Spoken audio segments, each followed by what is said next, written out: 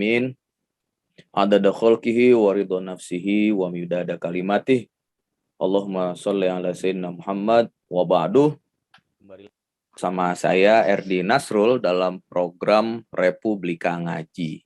Sobat Republika, setiap orang pasti mendambakan masuk surga. Nah, di dalam surga itu terdapat banyak sekali kenikmatan. Mereka yang hidup di dalamnya itu tidak buang air ya. Kalau kita kan makan semakin banyak, maka akan semakin sering buang air. Kalau orang yang tinggal di surga itu enggak seperti itu. Sebanyak apapun mereka makan, nanti keluarnya itu berupa keringat ya ceritanya gitu.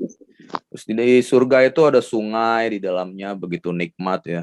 Pinggirannya terdapat buah-buahan, ada bidadari yang cantik jelita dan lain sebagainya. Nah, namun jalan menuju surga ini tidaklah mudah ya. Butuh banyak amal kebaikan untuk menjadi bekal perjalanan menuju ke sana. Seperti apa sih jalan menuju surga itu? Bekal apa yang harus kita persiapkan? Nah, kita akan nasihat tentang jalan lurus menuju surga yang akan disampaikan oleh Kiai Haji Musta'in Nasoha atau Gus Musta'in. Nah, sebagai perkenalan, beliau ini meraih sarjana syariah dari Universitas Imam Syafi'i Hadramaut Yaman. Nah, kalau mendengar nama Hadramaut ini, kita akan tahu bahwa ini adalah markasnya Habaib ya. Tempat hijrahnya Imam Ahmad yang dijuluki Al-Muhajir ilallah pada abad ke-10 Masehi. Nah, selain untuk menghindari intrik politik dan fitnah yang memojokkan para keturunan Rasulullah, hijrah ke Hadramaut yang dilakukan oleh beliau ini adalah upaya untuk menghimpun energi besar yang nantinya para keturunan beliau akan menyebarkan Islam ke berbagai pelosok dunia. Para keturunan beliau dakwah kemana-mana, sampai ke Nusantara, ke daerah-daerah pedalaman, dan banyak lagi ya. Nah, Gus Musta'in, saya yakin ketika belajar di Hadramaut, pasti mendapatkan inspirasi dari para habaib zuriat Rasulullah yang merupakan keturunan Imam Ahmad Al-Muhajir bin Isa Ar-Rumi. Selain itu, beliau juga tercatat sebagai dosen ilmu hukum dan Direktur Pusat Studi Konstitusi dan Hukum Islam Universitas Islam Negeri Surakarta. Nah, baik, kami persilakan kepada Gus Musta'in untuk menyampaikan nasihat kepada kita semua. Monggo, Gus. Assalamualaikum warahmatullahi wabarakatuh. Waalaikumsalam warahmatullahi wabarakatuh. Alhamdulillahil barwil jawad alladzi jallat ni'amuhu anil isra'i bil a'dad al-manni bil lutfi wal irsyad al-hadi ila sabili rasyad al-muwaffiqi li tafaquhi man latafa wa ikhtarahu minal ibad. Allahumma salli wa sallim wa barik ala sayyidina Muhammad wa ala alihi ulil kiramil bararah wa sahbihi muntakhabinal khiyarah amma ba'dah. Para sobat Republika yang saya muliakan, wabil khusus kepada Ustadz Nasrul dan seluruh yang hadir di majelis yang dicintai oleh Allah ini, semoga pertemuan kita di malam hari ini menjadi sebab kelak kita juga akan dipertemukan di surganya Allah Subhanahu wa Ta'ala. Amin ya Semoga rabbal alamin. pertemuan kita di malam hari ini menjadi satu batu loncatan kita semakin cinta dan rindu kepada syariatnya Allah Subhanahu wa Ta'ala. Amin. Kami sekarang live di Pondok Pesantren Al-Mu'ayyad Mangkuidan Surakarta ya. Kalau pagi kami diamanai sebagai dosen di UIN Raden Mas Said Surakarta di bidang ilmu hukum dan hukum Islam. Alhamdulillah, kita dijadikan oleh Allah menjadi manusia. Manusia itu bahasa Arabnya al-insan. Kenapa kok manusia itu bahasa Arabnya al-insan? Karena Allah ingin kita itu menjadi manusia yang punya sifat al-insan. Dari kata anisa yaknisu atau anasa yaknusu yang artinya adalah makhluk yang selalu murah. Makhluk yang selalu ingin orang lain menjadi makhluk yang mulia di mata Allah Subhanahu wa Ta'ala. Makhluk yang altruisme, makhluk yang selalu tidak ridho, makhluk yang lain menjadi makhluk yang disiksa oleh Allah Subhanahu wa Ta'ala. Maka Marilah kita semuanya kembali menjadi fitrah manusia, yaitu fitrah al-insan, fitrah yang selalu setiap umat selalu menginginkan setiap umat Nabi Muhammad, setiap manusia ingin menjadi ahli surganya Allah Subhanahu wa taala. Pendengar Sobat Republika yang dicintai oleh Allah Subhanahu wa taala, di malam hari ini kami diminta untuk menyampaikan satu materi dengan tema jalan lurus menuju surganya Allah Subhanahu wa taala. Islam mengajarkan kepada kita untuk menjadi manusia yang taat. Maka Nabi Muhammad Shallallahu Alaihi Wasallam di dalam kitab Daqaiqul Akbar telah mengatakan lil jinani samani atau abwab. Surganya Allah itu ada 8 pintu, sebagaimana neraka juga ada 7 pintu. Ada yang mengatakan 8 pintu di dalam jumhurnya para fuqaha. Dikatakan yang pertama adalah yaitu babul anbiya wal mursalin wasyuhada wal askhiyah. Pintu surga yang pertama adalah pintu surga untuk para nabi, para rasul, dan orang-orang yang dermawan. Jadi pintu surga, kalau kita ingin masuk pintu surga yang paling tinggi, bagaimana jalannya? Kita harus menjadi seorang nabi atau rasul, atau menjadi orang yang dermawan, atau menjadi orang yang mati dalam keadaan syahid. Tentu nabi dan rasul ini sudah nggak ada. Dulu pernah ada Ustadz Nasrul di sekitar Solo Raya ini atau di Jawa Tengah itu ada orang mengaku menjadi nabi. Loh, bisa ngaku jadi nabi? Ternyata beliau membaca ini, maka Muhammadun aba ahadin wa khotam. Kata khotam di dalam ayat itu tidak dimaknai dengan tafsir atau tidak dibuka kiro asabahnya, tapi beliau membuka kamus dan diterjemahkan khotam itu maknanya cincin. Dia menyimpulkan bahwa berarti dimungkinkan ada nabi setelah Nabi Muhammad Shallallahu Alaihi Wasallam. Akhirnya dia berani mendeklarasikan diri menjadi nabi. Ini sebuah kesalahan. Makanya kalau kita membaca Al-Quran, kalau di Manaul Qotton itu ada 19 atau 18 syarat yang harus kita penuhi atau kita teliti. Salah satunya adalah ilmu qiraah. Ternyata di dalam qiraah sab'ah, ternyata qala ba'dul bagin. Yang membaca khotam itu hanya Imam Hafiz atau ulamanya. Ya, sedangkan al-bagin yang lain itu membaca khotim. Artinya apa? Kalimat ini asalnya adalah khotim, kanjeng Nabi adalah penutup para nabi. Begitu juga Imam Ibnu Ashur di dalam tafsirnya, beliau mengatakan bahwa Nabi Muhammad itu adalah Nabi penutup akhir zaman. Jadi tidak ada Nabi setelah Nabi Muhammad Shallallahu Alaihi Wasallam. Jumlahnya Nabi itu di dalam kitab Fathul Mu'in ada 124.000. Kalau Rasul jumlahnya ada 313. Di dalam kitab Samaratu Yani Afiriyadil Badi'ah, Imam Nawawi Al-Bantani menulis, barang siapa menulis atau membawa atau menempelkan 313 namanya Rasul, maka rumahnya akan diberi aman oleh Allah, hidupnya akan diberi mulia oleh Allah Subhanahu wa taala. Tentu ada dalilnya. Dalilnya mana? Imam Abu Nu'aim di dalam kitab Hilyatul Auliya mengatakan, menukil sebuah hadis, wa inda dzikri sholihin tanzilur rahmah. Dengan engkau menyebut, mengingat namanya orang-orang soleh, maka akan turun rahmatnya Allah Subhanahu wa taala. Sekarang apa pengertian rahmat? Rahmat itu menurut Imam Bakri Syato di dalam I'anatul Talibin adalah apa yang kita inginkan, apa yang kita kerentekkan dalam hati akan dicukupi oleh Allah Subhanahu wa taala. Itu adalah makna rahmah. Makanya kalau kita ingin menjadi orang yang diberi jalan yang mudah lurus oleh Allah, maka pasanglah, bacalah nama-nama Rasulnya Allah Subhanahu wa taala, atau pasang di dinding kita 313 namanya Rasulnya Allah Subhanahu wa taala. Kemudian Ustadz Nasrul kemarin makamnya Imam Nawawi itu sempat dibongkar, mau dipindah atau bagaimana?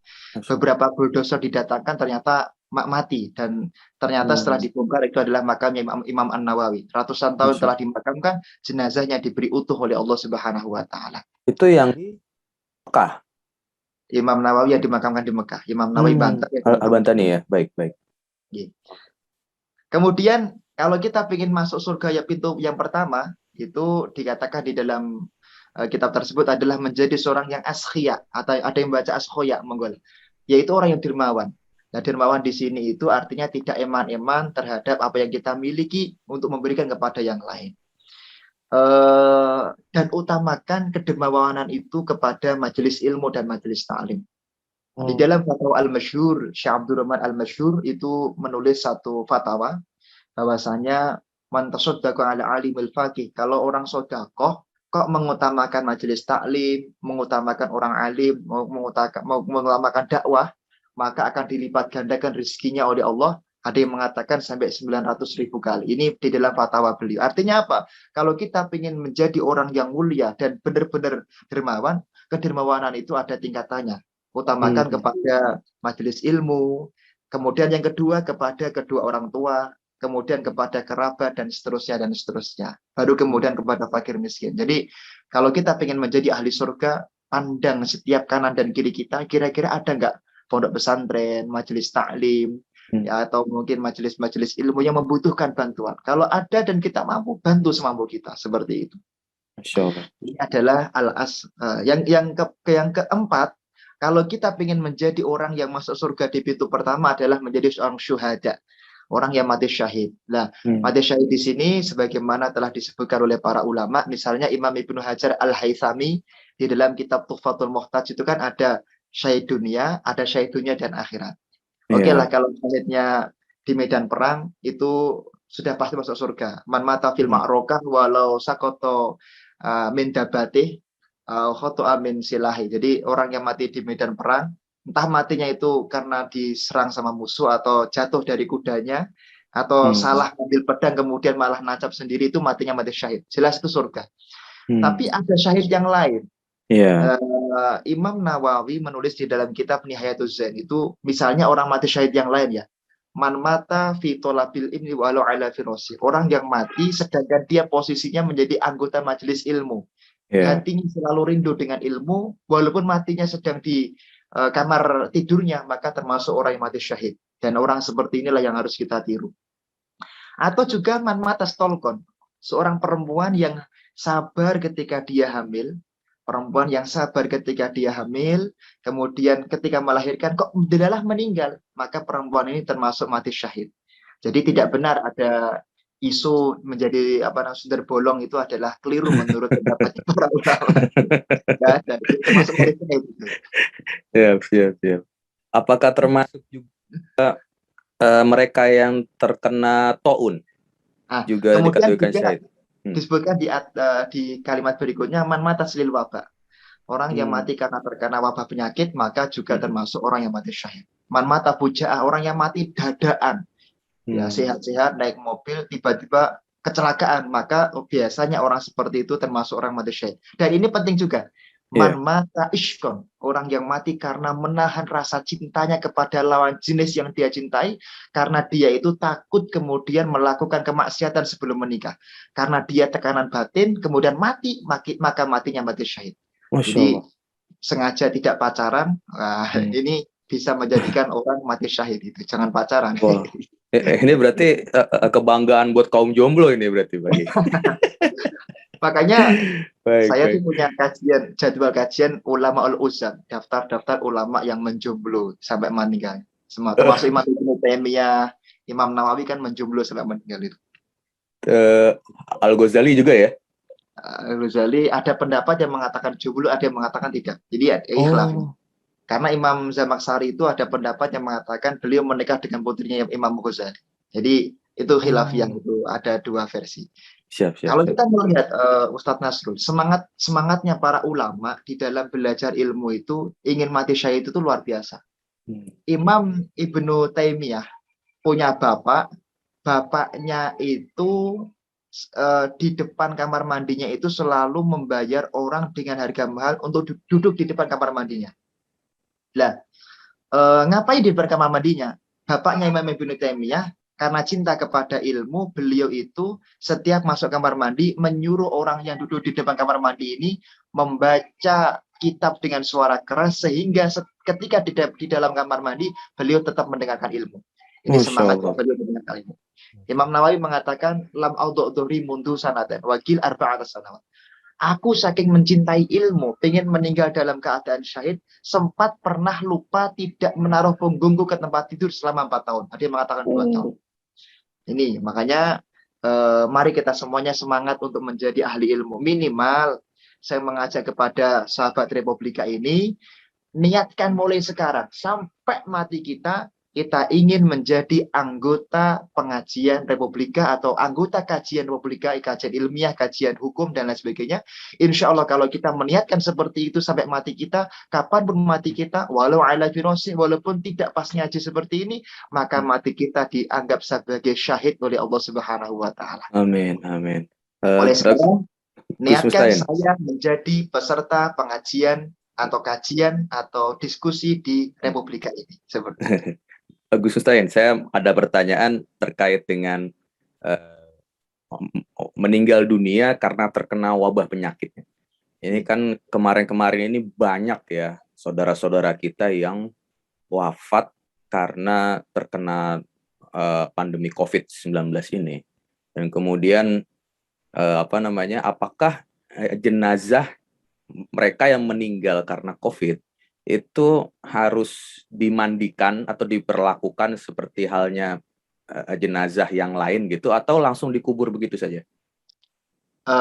Kebetulan saya kemarin menjadi ketua lembaga Bahthul Masail Nahdlatul Ulama di sini. Jadi lembaga bagian fatwa di NU.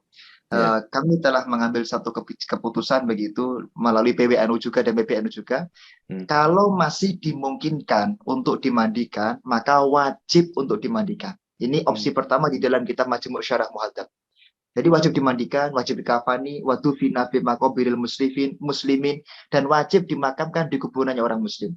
Fa'ilam yastati, kalau tidak mampu, maka Imam Nawawi ad-Dimsyq memberi solusi, yaitu cukup ditayamumi saja. Misalnya nggak mampu ya ditayamumi saja dan dikuburkan beserta dengan bajunya. Seperti itu, apa adanya. Dimakamkan apa adanya, di plastik dan seterusnya. Fa'ilam yastati, kalau benar-benar tidak mampu, maka ya sudah, dimakamkan apa adanya, tidak usah dimandikan dan ditayamumi, karena ada kekhawatiran akan tertularnya penyakit corona tersebut. Jadi ini ada tiga tingkatan. Ya, memang di dalam kitab fikih itu sudah dibahas lama, di dalam Tuhfatul Muhtaj, di dalam Hasya Asyarwani wa Ibnu Qasim Al-Abadi, di dalam Majmu' Syarah Muhadzab itu juga sudah dibahas lama, ada 3 tingkatan. Nah, ini yang bisa menentukan tentu dokter dan ahli kesehatan, bukan kami. Siap. Oke, baik. Itu. Kemudian yang kedua, pintu surga yang kedua, jalannya bisa kita dapatkan yaitu babul musallin alladzina yakmiluna sholata wal wudu'ah. Dengan cara meningkatkan kualitas sholat kita dan kualitas wudhu kita. Sholat ini harus dicek loh. Terutama rukun kauliyahnya Ustadz. Ini Bismillah, Al-Fatihah, takbir sama tahiyat. Ini harus benar. Kalau sampai keliru, saya kira tidak sah menurut 4 madhab di dalam kitab Rahmatul Ummah fi Ikhtilafil A'immah. Terutama Fatihah. Ini contoh kecil. Misalnya orang membaca Iyyaka na'budu wa iyyaka nasta'in. Ini kalau nggak pernah tahsin atau nggak pernah ikut pengajian Al-Qur'an, pasti ya-nya nggak ditasdid. Iyyaka na'budu wa iyyaka nasta'in. Dan ini maknanya fatal. Kalau kita membuka tafsir Ibnu Katsir, Imam Ibnu Katsir itu menjelaskan. Itu juga disebutkan di dalam I'anatul Talibin bahwa kalau iyyaka biduni tasydid makna hudu'us syams. Jadi kalau iyyaka na'budu wa iyyaka nasta'in itu artinya bukan hanya kepadamu kami menyembah ya wahai Allah, dan hanya kepadamu wahai Allah kami minta pertolongan. Tapi kalau nggak pakai tasydid, ayat syams artinya hanya kepadamu wahai sinar matahari kami menyembah, dan hanya kepadamu wahai sinar matahari kita minta pertolongan. Ini syirik ya jadi. Di dalam tafsir Ibnu Katsir itu ada. Makanya harus hati-hati. Fatihah harus benar. Kalau di Pondok Ilmu Ayat sini, kadang Fatihah itu sampai 3 bulan, 4 bulan. Masya Allah. Ini karena Fatihah ini tidak sederhana, tidak mudah. Baik. Jadi kualitasnya harus dibenarkan sholatnya. Makanya Imam Syahabuddin Romli, Imam Romli di dalam Nihayatul Muhtaj, beliau mengatakan bahwa sebelum umur 10 tahun atau anak masuk 9 tahun, maka orang tua wajib memastikan anaknya yatarotab ila martabati syihatil ibadah, sudah memahami bab sholat dengan benar, bab puasa dengan benar. Wa illa athima, kalau tidak orang tuanya kena hukum dosa. Di dalam pendapatnya Imam Romli Asy-Syafi'i. Seperti itu. Ini Imam Romli ini pendapat yang paling ringan, pendapat yang lebih berat banyak, tapi kita menyampaikan yang paling ringan. Baik. Sholatnya harus dicek benar. jangan sampai sholatnya tidak dicek, terutama sholat jamaah, nggih. Kalau sholat jamaah ini satu jalan paling sederhana, paling nyaman, paling tepat untuk menjadi ahli surga. Makanya para ulama itu kalau satu kali saja sholat berjamaah ditinggalkan, bagi mereka musibah luar biasa. Maka Imam Ghazali pernah menulis seorang ulama di dalam kitab Ihya Ulumuddin, taroktu hari ini meninggal, anak laki-lakinya meninggal, maka aksar min sab'in alaf, lebih dari 70.000 orang itu takziah di tempatnya ulama tersebut. Besoknya karena kecapean, ulamanya kemudian lupa tidak sholat berjamaah. Beliau mengatakan menangis, fabaka bukaan syadid, dan menangis dengan tangisan yang keras. Ditanya sama murid-muridnya, wahai guru, kenapa menangis? Ketahuilah kemarin anakku meninggal, 70.000 orang takziah. Tapi hari ini ada musibah yang lebih besar dari menurut saya, yaitu aku ketinggalan sholat jamaah tapi nggak ada yang takziah kepada saya. Ini sholat jamaah ini penting sekali. Ada seorang khalifah. Kalau kita melihat ada khalifah namanya Khalifah Maimun bin Mahron, salah satu yang masuk ke khalifahan. Beliau itu pernah rapat kemudian ta'akhir. Ketika rapat dia itu nantilah ta'akhir suwaya, tunggu sebentar gitu. Rapat sebentar, paling-paling belum jamaah. Ketika beliau keluar dari istananya, kemudian fantashirun nas, manusia sudah lepas semuanya, sudah keluar dari masjid semuanya dan selesai. Maka ketika itu beliau tinggalkan jabatannya. Beliau menyesal dalam seluruh hidupnya. Kenapa? Karena ketinggalan satu kali sholat berjamaah. Makanya mari kita semuanya senantiasa melakukan sholat berjamaah. Kenapa? Karena sholat berjamaah ini penting sekali. Di kitab I'anatul Thalibin, saya akan membaca satu kisah juga tentang pentingnya sholat berjamaah. Waqad waqa'anna ba'duhum kharaja ila haidin lahu. Ada seorang sholah ubad, seorang ahli ibadah. Dia itu memiliki terkenal paling kaya di Arab Saudi, yakni Hadiqatan Nakhl, punya taman-taman, bukan taman, kebun kurma yang sangat luas sekali. Ya, Faroja'a, kemudian dia itu mengecek kebun kurmanya, ngecek begitu, kemudian waqasollan nas sholat al-asyi. Ternyata setelah beliau pulang ke masjid, ternyata manusia sudah selesai melakukan sholat asar. Artinya beliau ketinggalan satu kali jamaah sholat asar. Innalillah, beliau kemudian mengucapkan sesungguhnya semua milik Allah. Innalillahi wa inna ilaihi raji'un. Fatasni sholat al-jamaah. Ya Allah, aku melakukan sebuah kerugian yang besar, yaitu ketinggalan satu kali sholat jamaah asar. Aku bersaksi kepadamu ya Allah, anna haiti alal masakin sodakoh. Sesungguhnya mulai sekarang seluruh kebunku aku sodakohkan kepada fakir miskin. Ini. Makanya sholat jamaah ini penting sekali, jangan sampai kita tinggalkan. Imam Al-Hafidh Ibnul Mundir di dalam kitab At-Targhib wa Tarhib juga mengatakan man sholat ma'al jamaah falahu satu asya. Orang kalau mau melakukan sholat jamaah maka dapat 5 kemuliaan. Kami akan baca antara lain yaitu la yusibuhu fakrun fid dunya, tidak akan sekali-kali diberi fakir di dunia. Jadi kalau kita merasa anak kita nakal-nakal, kemudian cari jodoh sulit, cari pekerjaan sulit, rizkinya kemudian mampet sulit, maka kuncinya apa? Sholatnya berjamaah. Yang kedua, yamuru ala siratikal barqul khatir, akan melewati jembatan siratal mustaqim seperti kilat yang menyambar-nyambar. Cepat Kanjeng Nabi. Ada yang mengatakan kemudian yuk toh kita bahu biyamin. Catatan amalnya kalau orang sholatnya itu selalu berjamaah akan diberikan pakai tangan kanan. Kemudian yadkhulunal jannata bila hisabin wala adzabin, akan masuk surga tanpa hisab dan tanpa adab, dan serta orang tersebut dicap sebagai orang yang soleh dan solihah seperti itu. Makanya mari kita semuanya kalau sholat itu jangan sampai tidak dengan berjamaah, usahakan dengan berjamaah. Di pondok pesantren, apalagi dulu ketika kami di Hadramaut, kuliah di Hadramaut, Ustadz Nasrul, itu kalau satu kali saja ketinggalan sholat jamaah itu, ya Allah, berdirinya itu bisa sampai 2 jam 3 jam. Jadi berdirinya 4 jam itu bisa dibagi 2 hari atau 1 hari seperti itu. Itu dihukum atau gimana, Gus? Dihukum. Ketika sholat berjamaah hukumannya berat di sana. Maka kalau nggak sholat jamaah berapa kali bisa di mamnuk makan, nggak dikasih jatah makan siang dan makan malam. Ini berat sekali di sana. Kalau nggak pakai siwak dan nggak sholat jamaah itu berat sekali hukumannya. Oke, Kalau nggak oke. pakai siwak itu, kalau nggak pakai siwak itu bisa berdiri dari mulai awal daris sampai akhir daris. Wah, Jadi, di sana memang semangatnya melakukan sunnah Nabi Muhammad luar biasa. iya, iya. Emang seingat saya cerita dari para habaib juga bahwa Hadramaut ini adalah kota di mana penduduknya itu sangat gemar melaksanakan sunnah Rasul ya. Ya, ya. Hmm. Jadi sulit sekali di sana mencari kemaksiatan. Jadi Oh. kalau dalam fikih ini contoh fikih ya.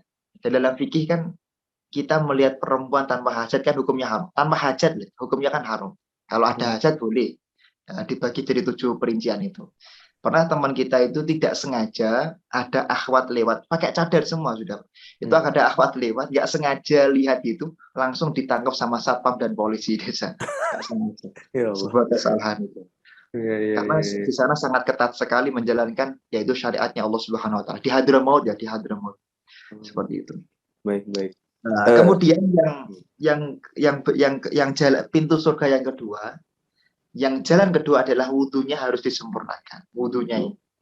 Maka kalau kita melihat ya para ulama itu sangat hati-hati tidak bisa mereka selalu berwudhu. Syaikhul Qadir Jilani di dalam Jawahirul Ma'ani, di dalam kitab Jawahirul Ma'ani itu beliau semalam pernah batal 40 kali atau junub 40 kali pernah batal. Apakah beliau ketika batal pertama menunggu batal kedua? Ngentut lagi? Enggak. Beliau batal pertama, kemudian beliau wudhu. Kalau junub beliau langsung mandi. Kenapa? Beliau tidak mau satu detik pun dilewati hidupnya tidak dalam keadaan suci. Seperti itu. Masya Allah. Karena wudhu ini adalah jalan kita dicintai oleh Allah Subhanahu wa taala. Hmm. Kemudian jalan yang ketiga adalah yaitu al-muzakina amwalahum, yaitu senantiasa menzakati apa yang kita miliki. Kalau punya Hmm. harta kita zakati. Khud min amwalihim sodakotan tutohiruhum wa tuzakihim biha. Kalau kita ingin disucikan hatinya, disucikan dohirnya, jangan lupa yaitu berzakat dan sodako. Nah, zakat ini tidak cuma zakat yang tertulis di fikih saja, tapi juga ada zakat yang lain. Misalnya di dalam kitab Da'watun Nahdiyah ada kalimat zakatul bait bidiyafah. Ikramud duyuf. Jadi zakatnya rumah itu apa? Dengan memuliakan tamu. Artinya kalau kita ingin menjadi ahli surga, ingin dicintai oleh Allah, pastikan rumah kita itu kalau ada tamu kita muliakan. Maka ada satu kitab ya, Manhajus Sawi atau kitab Fawaidul Mukhtaroh, baka Sayyidina Ali bin Abi Thalib bukaan syadidan. Sayyidina Ali itu pernah nangis. Nangis. Ya. Padahal Sayyidina Ali ini kan ya, seorang yang gagah dan sangat luar biasa. 10 tahun sudah menjadi di medan perang. Tapi beliau pernah nangis tiba-tiba dengan tangisan luar biasa. Nggak pernah. Ditanya, lima tapi kenapa engkau menangis wahai syekh, wahai khalifah? Kemudian beliau mengatakan, rumahku sudah 7 hari tidak ada tamu, aku khawatir Allah tidak memuliakan diriku dan menghinakan diriku. Jadi artinya memuliakan tamu ini bagian penting daripada kita menzakati nikmat kita yaitu memiliki rumah. Kemudian Syekh Basori Alwi mengatakan zakatul ilmi bitta'allum. Kalau kita punya ilmu, kita zakati ilmu itu dengan mengajarkan ilmu tersebut. Maka Imam Ahmad bin Ruslan di dalam Zubatnya mengatakan, wa kullu man bighairi ilmin ya'malu amaluhu mardudatun la tuqbalu. Bagi yang tidak berilmu, bagaimana sikapnya? Harus ngaji. Kalau orang mengamalkan satu amalan tanpa ilmu, maka semua amalnya ditolak oleh Allah Subhanahu wa taala. Tapi fa'alimun bi'ilmihi lam ya'laman mu'adzabun min qabli ubdadil wasan. Orang yang kalau sudah berilmu kok tidak mau mengamalkan ilmunya, tidak mau berusaha menyebarkan dan mendakwahkan ilmunya, maka dia diazab lebih pedih dan lebih awal daripada orang-orang yang menyembah berhala. Makanya kita kalau punya ilmu, kita zakati ilmu tersebut. Dengan apa? Dengan menyebarkan ilmu kepada yang lain. Seperti itu. Masya Allah. Maka di dalam sebuah hadis ya, man salaka tariqan yaltamis fihi ilman sahalallahu tariqan ilal jannah. Ada beberapa redaksi yang berbeda, tapi intinya sama. Barang siapa yang suluk, kalimatnya suluk Ustaz, bukan ya ta'allam, tapi salah. Ada perbedaan antara salaka dan ya ta'allam atau ta'allama. Kalau ya ta'lim itu yang penting kita ngaji, paham nggak paham terserah, itu namanya ta'lim. Makanya di UIN Surakarta itu namanya bukan majelis taklim, fakultas taklim, tapi fakultas tarbiyah. Tarbiyah. Kenapa? Kenapa fakultas tarbiyah? Karena fakultas roba yurobi tarbiyah. Jadi tarbiyah itu beda dengan taklim. Kalau taklim seperti ngajar, paham nggak paham terserah. Kalau tarbiyah itu adalah dosen memberikan contoh akhlak yang mulia, akhlak yang baik, kemudian mengajarkan kepada mahasiswa dan mahasiswa menirukan. Itu namanya tarbiyah. Makanya ada murabi. Jadi murabi itu nggak mudah loh, sulit gitu. Iya. Makanya saya itu ketika diminta mengajar di fakultas tarbiyah itu, waduh fakultas tarbiyah ya. Boyo diganti sebagai fakultas taklim agak biar ringan. Tapi itu motivasi bagi kita untuk bisa memberi contoh yang baik. Iya. Masya Allah. Kalau kita melihat Ustadz Nasrul, hampir semua masjid di Jawa itu depannya itu ada nama apa namanya kelero. Hampir di semua masjid di Jawa itu depannya ada pohon sawo. Ada Oh pohon iya, iya. hampir Masjid Agung Solo di dekat rumah kita ini ada, Masjid Agung Yogyakarta juga ada. Kenapa? Karena kita diperintahkan oleh Allah kalau Anda ingin masuk surga tidak bisa masuk surga sendirian. Kenapa masuk surga itu bersama-sama? Yadkhuluna al-jannata bighairi hisab. Yadkhulul jannata. Artinya apa? Harus sawo sufufakum. Artinya apa? Harus selalu ingat dengan orang lain, ingat dengan tetangga, karena tidak ada masuk surga sendirian. Jadi kalau ada tetangganya maksiat, kita harus peduli. Ya Allah, saya tidak ingin ya Allah tetangga saya masuk neraka. Ya Allah, makanya aku ingin ampunilah tetanggaku agar dia menjadi ahli surganya Allah Subhanahu wa Ta'ala. Maka salah satu cucu Rasulullah di dalam kitab Syarhul Ainiyah dikatakan, salah orang belum disebut orang yang benar-benar beriman dan pantas menjadi ahli surga kalau dia itu belum menisbatkan dan menancapkan dalam dirinya bahwa setiap orang itu adalah patut masuk surganya Allah Subhanahu wa Ta'ala. Belum pantas. Makanya beliau mengatakan, "Idza balahu kamin akhi kama tukrah fatlub wahida udrin ila sab'ina udran." Ketika engkau melihat orang lain melakukan sesuatu yang tidak engkau cintai, atau menurut engkau secara syariat tidak dicintai syariat, maka hadirkan 1 sampai 70 alasan dia tetap mulia dan dia tetap patut menjadi ahli surganya Allah Subhanahu wa Ta'ala. Misalnya, kita melihat ada orang yang datang ke tempat kita, kemudian kita lihat dia itu menjadi PSK misalnya.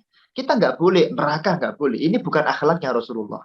Kalau kita ingin menjadi ahli surga dan meniru akhlaknya Rasulullah, maka kita tancapkan. Mungkin PSK ini dia terpaksa melakukan perzinaan. Kenapa? Menjual dirinya. Kenapa? Karena dia butuh biaya untuk hidupnya. Karena dia butuh biaya untuk anak-anaknya. Yang salah kita. Kenapa kita kemudian tidak memperhatikan dia sehingga dia melakukan kemaksiatan tersebut. Jadi harus selalu memandang orang lain dengan pandangan surga. Dan tidak ridho orang lain menjadi ahli surganya. Ahli nerakanya Allah Subhanahu wa Ta'ala. Guru kami Syekh Muhammad bin Ali Ba'adiyah punya kitab berjudul Huwaisus Sahabah ala Siratil Matiro. Kanjeng Nabi Muhammad itu orang yang paling patut menjadi ahli surganya Allah. Dikatakan ketika Kanjeng Nabi Muhammad itu di Taif, beliau ketika sampai ke Taif bersama Jabir bin Abdullah dan beberapa sahabat ya, itu dilempar batu sama orang Taif sehingga gigi-giginya beberapa rontok. Baca nani malaka nil khobah. Allah memerintahkan, malaikat khobah, malaikat yang kebetulan ada di situ, tolong temui Nabi Muhammad Shallallahu Alaihi Wasallam. Setelah ditemui, kanjeng Nabi, kira-kira kami diperintahkan oleh Allah untuk mengazab Bani Taif. Kira-kira diizinkan nggak kira-kira? Kanjeng Nabi mengatakan, lah, jangan. Aku ingin anak turun mereka kelak menjadi ahli surganya Allah Subhanahu wa Ta'ala karena aku husnudzon dan aku yakin di antara anak mereka Allah akan menjadi orang-orang yang memperjuangkan syariat Islam. Maka kanjeng Nabi berdoa, Allah mahdi qaumin fa innahum la ya'lamun. Ya Allah, berikanlah petunjuk kepada Bani Taif karena sesungguhnya mereka tidak mengetahui, maka jangan engkau adab ya Allah. Maka gara-gara doanya Rasulullah, maka banyak golongan-golongan anak turun Bani Taif yang kemudian masuk kepada syariatnya Allah Subhanahu wa Ta'ala. Seperti itu.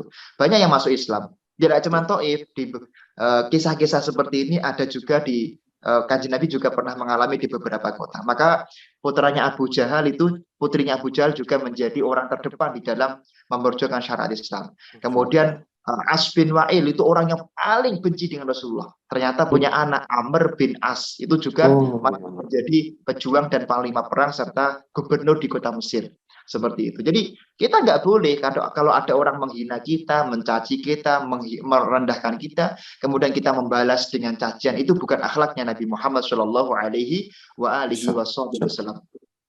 Makanya ngapunten Ustadz Nasrul, orang Iya. kafir itu paling takut kalau ketemu Nabi Muhammad. Oh. Apa? Takut karena punya senjata, punya banser, punya kokam? Enggak. Takut karena setiap orang kafir kalau melihat wajah Nabi Muhammad, mereka tekanan batin. Tekanan batin untuk apa? Mereka tidak kuat kecuali dalam hatinya, tidak bisa berbohong, mereka ingin masuk Islam. Maka di dalam kitab tersebut dikisahkan, saat itu kota Taif itu kumpul pimpinan-pimpinan kafir Quraisy untuk siapa yang berani membunuh Muhammad. Kemudian siapa yang berani membunuh Muhammad? Semuanya mundur, gak berani. Karena setiap mereka bertemu dengan Nabi Muhammad, melihat akhlaknya yang mulia, melihat akhlak yang sejuk, pimpinan-pimpinan ini sudah banyak yang katut kepada agama Islam. Nah, kemudian pimpinan kafir kemudian bilang, aku punya anak. Anakku tuh gak pernah ketemu sama Muhammad. Biarkan anakku saja. Dia badannya besar, seorang ahli gulat, pasti dia bisa mengalahkan Muhammad. Kemudian dipanggil anaknya, didoktrin Muhammad ahli ini, ahli orang dolim, orang yang takabur, orang yang sombong, ahli maksiat, dan seterusnya. Maka anaknya sangat benci kepada Muhammad, kemudian beliau pergi ke kota Madinah atau ke kota Mekah saat itu diintai. Setelah diintai sehari, 2 hari, 3 hari, 7 hari, tidak kuat. Akhirnya apa? Akhirnya anaknya pimpinan kafir Quraisy tadi akhirnya pun masuk Islam karena melihat akhlak indah Nabi Muhammad Shallallahu Alaihi Wasallam. Maka mari kita semuanya mengikuti akhlak Rasulullah. Rasulullah itu tidak pernah ridho orang lain menjadi ahli nerakanya Allah Subhanahu wa Ta'ala, seperti itu. Nah ini makanya zakat ini harus kita lakukan, menzakati hati kita dan nafsu kita dengan selalu tidak ridho melihat orang lain melakukan kemaksiatan kepada Allah Subhanahu wa Ta'ala. Kemudian yang keempat adalah al-amirina bil ma'ruf wan nahina 'anil munkar. Ada satu pintu surga sih, jalan yang itu, yaitu untuk orang yang amar ma'ruf nahi mungkar. Jadi kalau kita ingin menjadi ahli surga, maka menjadi orang yang amar ma'ruf nahi mungkar. Makanya Ustadz Nasrul, kalau di Solo itu kalau biasanya bulan Muharram atau bulan Syawal, itu kalau wayangan, itu wayangnya biasanya itu Semar, Gareng, Petruk, Bagong, itu lakonnya biasanya. Loh, Mas Aim kok bisa itu ya? Ya, karena itu adalah filosofi dari Sayyidina Ali karramallahu wajhah, yaitu beliau pernah mengatakan di tahun baru, di umur yang baru kita harus meningkat. Samir khaira fajruk mabahum, yaitu apa? Hai samir, istamir, lanjutkan al khaira yang baik-baik. Samir jadi Semar, khaira jadi Gareng, fajruk jadi Petruk, ya. Mabaho menjadi Bagong. Jadi lanjutkan yang baik-baik, tinggalkan yang jelek-jelek. Artinya apa? Kalau kita mau berdakwah, maka kita akan mendapatkan satu jalan sendiri menjadi ahli surganya Allah Subhanahu wa Ta'ala, seperti itu. Nah, ada pertanyaan kadang-kadang begini, Pak, bagaimana caranya biar kita punya anak atau punya anak yang alim dan soleh? Saya mencari di dalam Al-Quran, hanya menemukan satu. Mungkin ada ilmu yang lain akan disampaikan kepada saya, silakan. Ada menemukan satu ayat, yang mana ayat ini adalah ayat yang menjelaskan bagaimana kita memiliki anak yang soleh, yaitu kisahnya Nabi Imran alaihi salam. Nabi Imran kan ada yang mengatakan 97 tahun, ada yang mengatakan 107 tahun. Beliau ingin punya anak, nggak punya anak. Kemudian di dalam tafsir Munir atau tafsir Maroh Labid Likafshi Ma'ani Quranil Majid, siapa namanya itu, Sayyidatina Hannah, istrinya Nabi Imran itu, Ro'at To'iron, beliau melihat ada burung ini ngasih makan kepada anaknya burung, pada piyiknya. Kemudian tiba-tiba wartafa'at nafsunya kemudian muncul. Ketika nafsunya muncul, kemudian siapa namanya, ada keinginan dari Siti Hana untuk punya anak yang soleh. Kemudian bagaimana? Beliau kemudian ditulis di dalam tafsir Munir tersebut dikatakan bahwasanya beliau kemudian bernadar, ya Allah, andaikan aku punya anak laki-laki, aku ingin jadikan anakku sebagai yaitu orang yang pemelihara masjid atau menjadi orang yang menjadi takmir masjid seperti itu. Maka ada satu tafsir ini karya ulama Solo, mungkin sekaligus promosi nggih. Di dalam tafsir tersebut, tafsir 3 jilid tersebut itu dikatakan wayam bahilil hamil, dianjurkan bagi perempuan yang hamil kalau ingin punya anak yang sholah min ahli sholah wal ubad, ahli soleh dan ahli ibadah, maka kuncinya adalah jadikan anaknya bernadar, jadikan dirinya bernadar ingin punya anak yang menegakkan syariatnya Allah, berdakwah di jalan Allah, dan punya anak yang mau ngurus daripada masjid. Jadi ini caranya seperti itu. Jadi kalau kita ingin punya anak yang soleh, punya anak yang ahli ilmu, punya anak yang berbakti kepada kedua orang tua, kuncinya adalah jadikan anak kita menjadi orang yang mencintai masjid. Seperti itu. Jadi ahli dakwah ini ada satu pintu surga ya. Kemudian yang kelima adalah mangkotu nafsahu anis syahwat. Kita harus selalu menahan diri kita dari syahwat. Seperti itu. Karena syahwat ini adalah salah satu perbuatan. Menurut syahwat adalah perbuatan yang dibenci oleh Allah Subhanahu wa taala. Syahwat apapun, terutama syahwat mencintai dunia seperti itu. Yang keenam adalah al-hujjaj wal mu'tamirin. Orang yang haji dan umroh. Jadi orang yang haji dan umroh ini memang satu jalan khusus untuk menjadi ahli surga. Al-hajjul mabrur laisa lahul jaza. Orang yang hajinya mabrur, maka tidak ada pahala bagi dirinya kecuali surga. Makanya kalau kita ingin menjadi ahli surga, salah satunya adalah menjadi orang yang hajinya mabrur dan umrohnya diberi makbul oleh Allah Subhanahu wa taala. Seperti itu.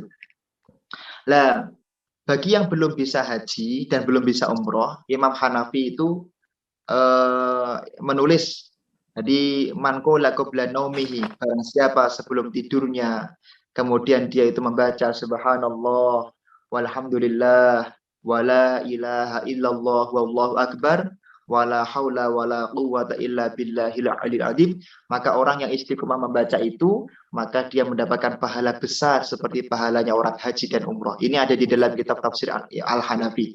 Jadi barang siapa orang yang sebelum tidur membaca itu akan mendapatkan pahala yang besar dari Allah Subhanahu wa taala. Subhanallah walhamdulillah wala ilaha illallah wallahu akbar wala haula wala quwwata illa billahil aliyil azim. Kemudian yang ketujuh adalah babul mujahidin. Pintu surganya Allah bagi orang yang ahli mujahadah. Mujahadah itu ya berjihad, atau kemudian mujahadah dengan banyak berzikir kepada Allah Subhanahu wa taala. Zikir ini, orang yang ahli zikir ini sangat penting sekali. Hampir semua presiden, hampir semua pimpinan negara itu adalah ahli zikir. Kami mendapatkan kisah dari dulu saya pernah mondok di Pantura, di Pondok Pesantren Al-Faqih Kauman Silong. Kemudian pendiri pondok kami bernama Kiai Haji Jawahir. Dulu pernah disuani sama Bapak Presiden Insinyur Soekarno. Kemudian Mbah Yai, kira-kira apa doa yang bisa saya baca agar saya bisa diikuti dan dinut sama seluruh Indonesia. Maka beliau memberi satu doa. Setiap subuh membaca Alam Nasroh, surat Al-Insyirah.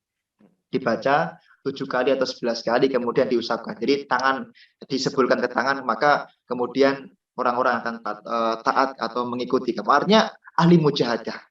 Kemudian ibunya Presiden Joko Widodo pernah datang juga di Pondok Takmirul Islam yang tadi itu sowan kepada Kiai Haji Naharus Surur. Ya, beliau adalah berafiliasi ke Gontor. Ya.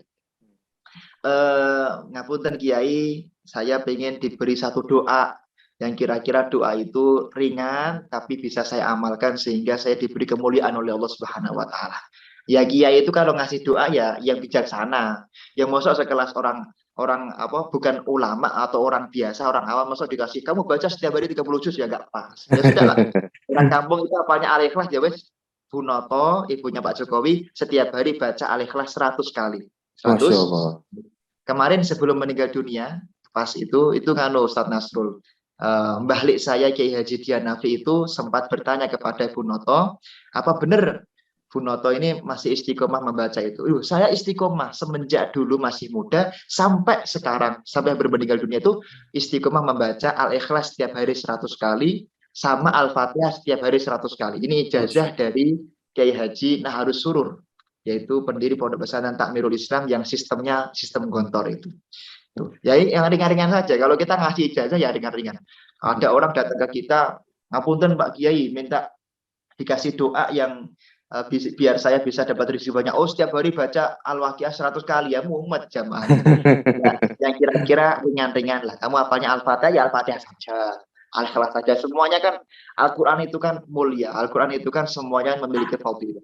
Kebetulan orang kampung kan hafalnya Al-Ikhlas, ya Al-Ikhlas saja. Hafalnya Al-Fatihah adalah saja. Bukan karena mengkultuskan, karena memang mana yang paling mudah kira-kira. Orang Jawa kan seperti itu. Kemudian makanya Ustadz Nasrul, di masjid-masjid Jawa itu biasanya kalau kita masuk ke masjid Jawa itu di tengahnya itu ada seperti pohon nanas. Pohon nanasnya biasanya jumlahnya ada 4. Kenapa? Karena ketika kita mujahadah ingin mendapatkan surga dari Allah, biasanya ada godaan, yaitu kenapa kok bentuknya nanas? Karena itu filosofi dari Kanjeng Sultan Agung, minal jinnati wan nas. Minal jinnati wan nas. Makanya di dalam tafsir At-Tabari itu ada 5 iblis yang paling sukses. Zalambur, Sabur, A'war. A'war ini iblis yang paling sukses menjadikan orang tidak menjadi ahli surga dengan cara apa? Dengan cara dia itu menunda perkawinan atau mempersulit anak perempuannya untuk dilamar laki-laki sehingga anak perempuannya pacaran. Sehingga dia melakukan maksiat. Ini di tafsir Tabari ada. Namanya iblis A'war. Katanya Sayyidina Umar, ini iblis yang paling berbahaya. Ada iblis dasim, ada iblis sabur. Jadi ada iblis yang bagian tugasnya itu menggoda tangan kita atau mulut kita untuk membicarakan kejelekan orang lain. Jadi makanya kalau menghibah orang lain, mengeser berita-berita hoax atau berita-berita nggak hoax lah, baik hoax atau nggak hoax itu kan nggak boleh kita share kalau kita memang tidak punya kepentingan, hukumnya hibah. Maka ada iblis yang tugasnya seperti itu. Makanya salah satu dari 5 iblis yang paling sukses itu iblis sabur. Ada iblis yang lain, zalambur, ada iblis yang lain. Ada iblis yang tugasnya menggoda orang di pasar. Makanya memang at-tajir as-soduq, ya, seorang pedagang ini menjadi pedagang ini salah satu jalan mudah menjadi ahli surga, tapi harus jujur. Makanya karena menjadi seorang pedagang atau menjadi seorang pembisnis ini sangat mulia di mata Rasulullah. Di Fathul Bari, syarahnya Sahih Bukhari, itu salah satu pekerjaan yang paling dicintai Rasulullah dari seorang pedagang. Tapi ingat, jadi ada iblis yang memang tupoksinya itu memang menggoda si orang-orang yang berdagang tadi. Jadi berbohonglah ketika berdagang. Kemudian ada juga iblis yang menggoda agar seorang suami itu mudah gak ridho dengan istrinya dan istri membantah suaminya. Maka di dalam Fatwa Baitul Muslim karya Syahli Jum'ah itu dikatakan, Syahli Jum'ah, perempuan dan laki-laki di neraka itu banyak mana? Ya banyak perempuan. Kenapa? Gara-gara laki-laki. Kenapa laki-laki tidak mau sabar dengan istrinya? Seperti itu. Laki-laki mudah melaknat istrinya. Makanya laki-laki soleh itu adalah laki-laki yang sabar terhadap istrinya. Seperti itu, mujahadah. Maka dikatakan di dalam kitab Tadhkiratul Qurtubi, syaka rajulun ilan Nabi sallallahu alaihi wasallam. Ada seorang laki-laki yang dia pernah curhat kepada Nabi Muhammad sallallahu alaihi wasallam. Minal fakir, kanjeng Nabi, saya cari pekerjaan sulit kanjeng Nabi. Saya cari istri sulit kanjeng Nabi. Saya sulit, hidupnya serba sulit. Kanjeng Nabi, bagaimana caranya biar Allah mempermudah dalam semua urusan saya? Kanjeng Nabi mengatakan, idza dakhalta ila manzilika faqra suratal ikhlas marrah. Kalau engkau pengen menjadi orang yang mulia dunia akhirat, mudah dalam semua urusan, maka setiap masuk pintu rumah bacalah surat Al-Ikhlas 1 kali, di dalam keterangannya ma'al basmalah, harus pakai bismillah dulu. Makanya Hadratus Syekh Kiai Haji Maimun Zubair itu sebelum meninggal dunia pernah mengatakan wakamakol, beliau kalau sebelum masuk pintu rumah maka hendaknya membaca Al-Ikhlas 1 kali pakai bismillah. Fa'ala dzalik fawassa'u alaihi rizqu. Orang ini benar-benar mengamalkan perintahnya Rasulullah dan akhirnya orang ini benar-benar menjadi orang yang paling kaya raya di zaman Nabi Muhammad sallallahu alaihi wasallam. Jadi di dalam video ini juga sekalian. Jadi kalau pengen menjadi orang yang kaya raya, rezekinya mudah, utangnya segera kebayar, cepat dapat jodoh, maka setiap masuk pintu rumah, katanya di dalam kitab Tadhkiratul Qurtubi tadi, setiap masuk pintu rumah bacalah surat Al-Ikhlas 1 kali pakai bismillah. Ini yang ringan-ringan saja, Ustaz. Kalau nanti amalannya Mbah Kiai Haji, ibunya Zuhriyah Muntir Munawir, saya pernah tabarukan di Pondok Maunasari. Setiap hari baca 6 juz ya, mumet nanti para kayak ini. Yang ringan-ringan saja. Imam Syafi'i setiap rokaat setiap 2 rokaat 1 khataman. Waduh, ini nggak jadi kerja nanti. Yang terakhir adalah yaitu babul ladzina yaghudduna absarahum 'anil maharim. Jadi pintu surganya Allah untuk mereka yang selalu menundukkan pandangan matanya dari perempuan yang bukan mahramnya. Jadi kalau ada perempuan lewat, kita tundukkan pandangan matanya. Seperti itu. Termasuk yaitu man barra li walidayh. Pintu surga ke-8 ini juga dimasuki selain tadi, yaitu orang-orang yang birrul walidain, berbuat baik kepada kedua orang tua. Karena ketika pandemi kemarin kami ditanya, kenapa sih solusinya biar kita itu aman dari pandemi? Di dalam kitab Tuhfatul Ahwadi, syarah daripada Sunan At-Tirmidzi, salah satu caranya adalah kita memuliakan leluhur, memuliakan yang lebih sepuh. Dikatakan wala ana akhirul qaumi awwalah. Salah satu sebab suatu kaum itu banyak mendapatkan musibah dan cobaan adalah karena kurang memuliakan leluhur, kurang memuliakan orang tua, kurang memuliakan para pendahulu. Misalnya Kiai Zarkasi, pendiri Pondok Gontor, Kiai Haji Ahmad Umar Abdul Manan, pendiri Pondok Al-Mu'ayyad ini, Kiai Sofawi, kita muliakan, kita peringati, kita baca betapa semangatnya beliau memperjuangkan syariatnya Allah Subhanahu wa Ta'ala. Jadi dikatakan wa 'inda dzikri sholihin tanzilur rahmah. Kemudian yaitu wasilatil arham. Jadi salah satu sebab orang itu menjadi ahli surga adalah memperbanyak silaturahim. Semoga apa yang kami sampaikan bermanfaat dan menjadi sebab kita semuanya menjadi salah satu dari 8 pintu ahli surganya Allah Subhanahu wa Ta'ala. Kira-kira begitu Ustaz Nasir. Baik, Masya Allah. Ini paparan yang luar biasa sekali dari Gus Musta'in, dan ini adalah alan yang praktis ya menurut saya. Ya sangat mudah dicerna, kemudian tinggal kita mau mengamalkannya atau tidak ini. Seperti misalkan bersedekah ke tempat-tempat sumber ilmu gitu ya. Ini kan banyak diamalkan oleh orang-orang sekarang ini. Ketika ada pondok pesantren yang membuka pintu donasi untuk wakaf, misalkan wakaf pembangunan aula santri gitu misalkan, atau wakaf pembangunan asrama santri, itu akan banyak orang datang berduyun-duyun untuk mewakafkan hartanya gitu. Bahkan mewakafkan sumber dayanya. Pak, saya bisanya mewakafkan desain asramanya saja. Oh ya, monggo gitu. Pak, saya notaris, saya cuma bisa mewakafkan ini untuk akte jual beli tanahnya, gratis sama saya. Wah, dan seperti itu dan lain sebagainya, banyak sekali. Jadi ketika orang beritahukan bagaimana cara mereka berdedikasi lah, berkorban atau menyumbang gitu ya, itu kemudian mereka berduyun-duyun itu, ada yang harta, ada yang sumber daya dan lain sebagainya gitu. Baik, ini kami berterima kasih sekali kepada Gus Musta'in, Masya Allah.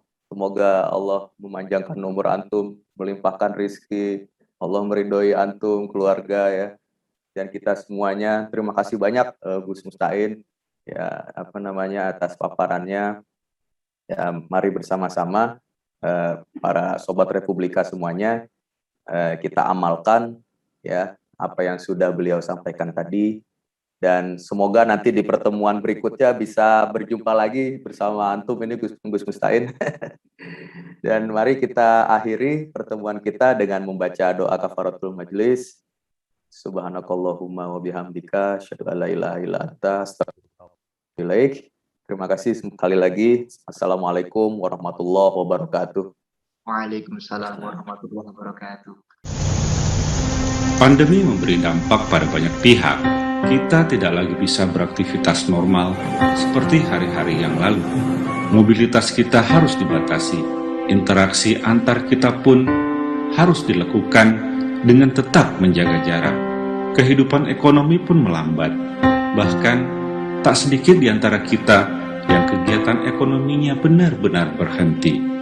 Kami sadari bahwa semua ini terjadi agar kita menjadi saling peduli dan saling melindungi. Semboyan gotong royong tak lagi bisa hanya menjadi kata-kata manis di ujung lidah. Gemakan optimisme dan terus kumandangkan paragraf-paragraf kebaikan.